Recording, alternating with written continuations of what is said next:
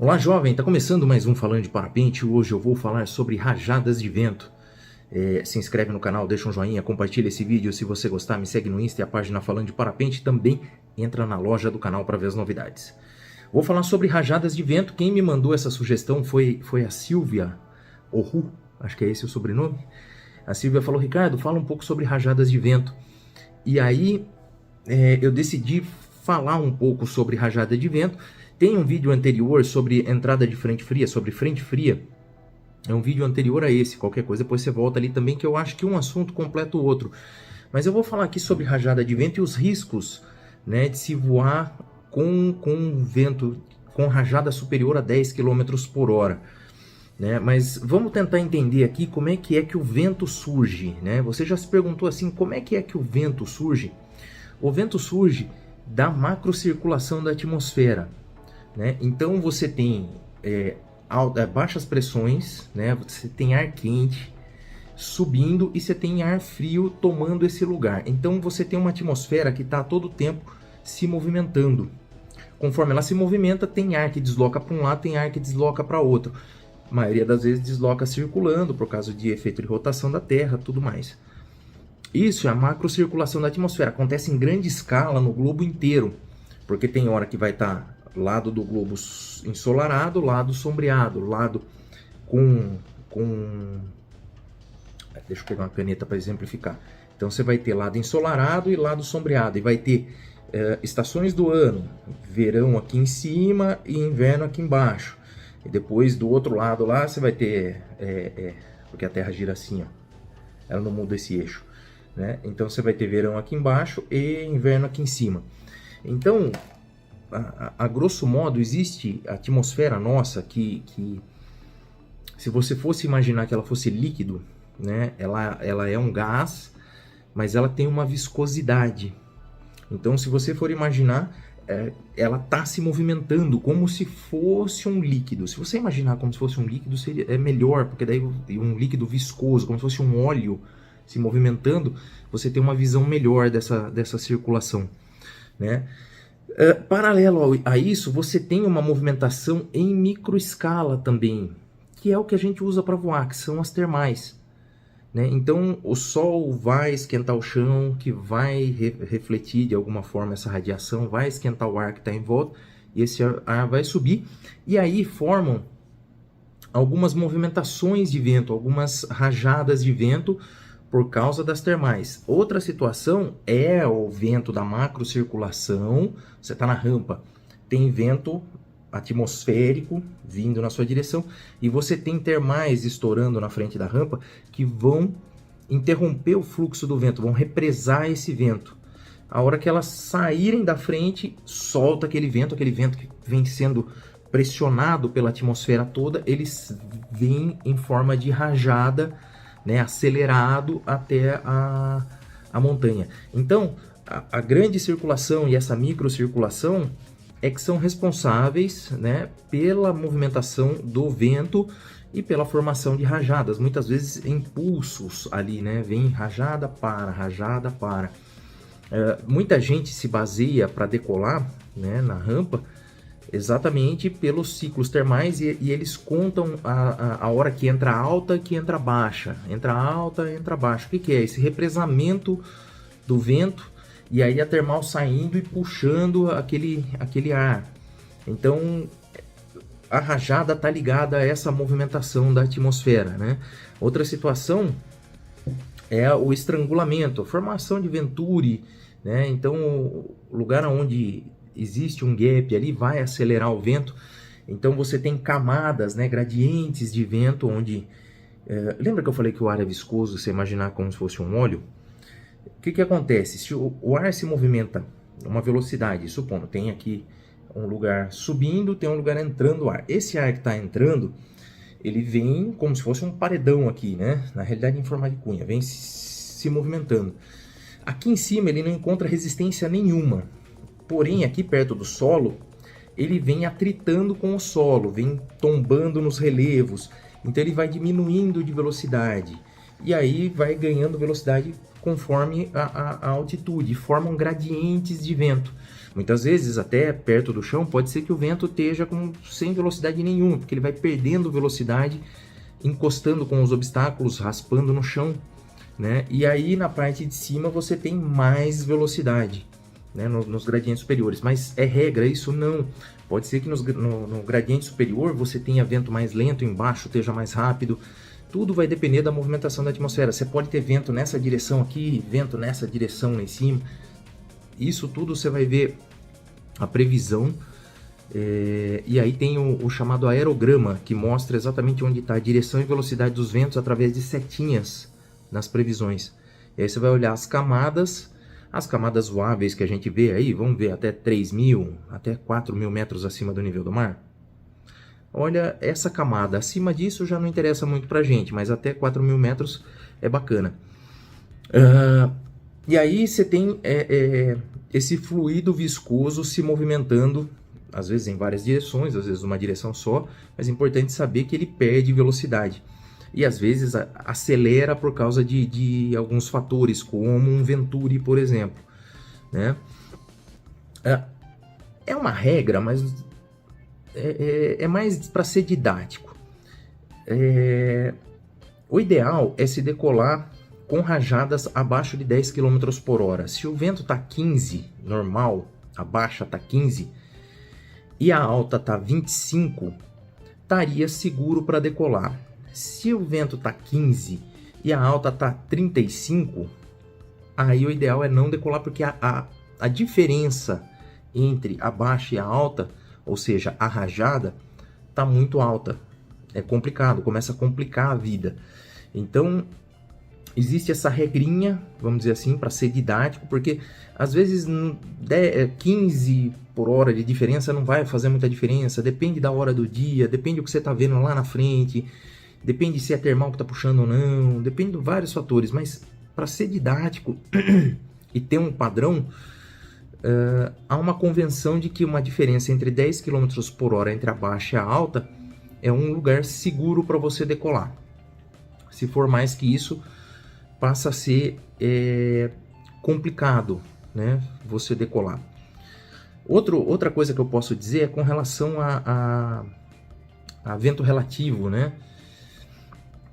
Depois que você está no ar, lembra que eu falei dos gradientes? Se você tiver a 1.500 metros de altura e o vento lá tá 35 por hora, e aí você fala assim, pô, Ricardo, aqui embaixo eu vi lá no aerograma lá, tá de boa, tá 15 por hora, a rajada não tá alta, mas ali em cima, a 1.500, a 2.000 metros, vai estar 36 por hora.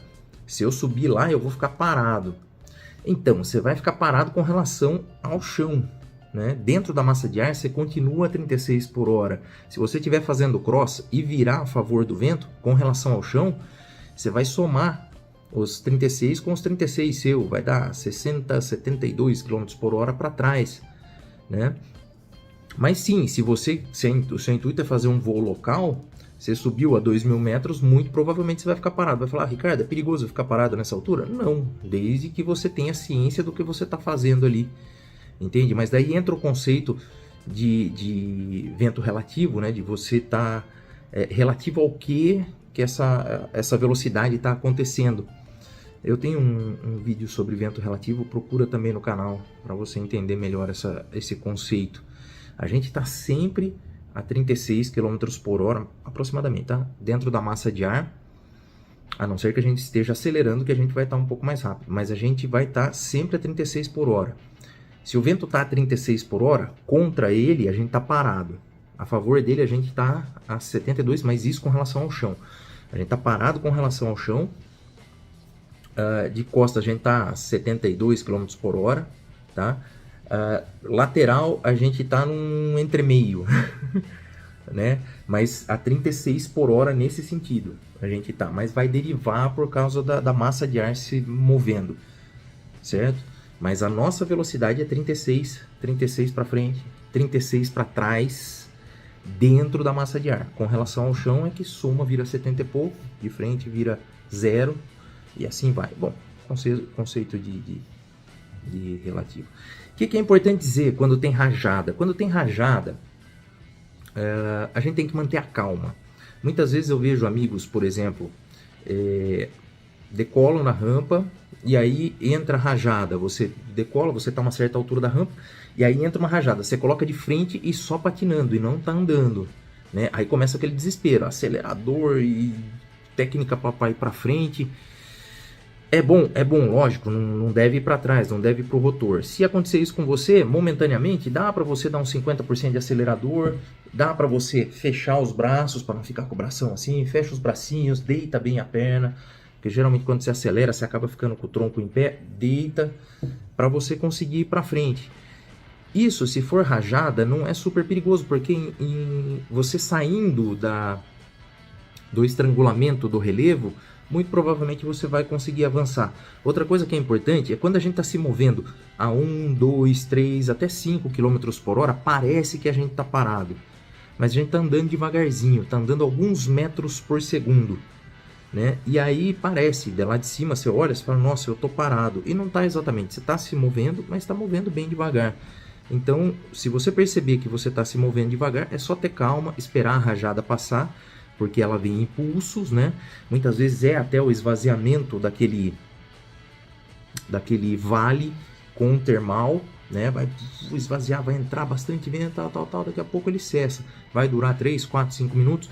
Se você estiver se locomovendo devagar, tenha calma, deixa esvaziar o vale, você vai conseguir avançar numa boa.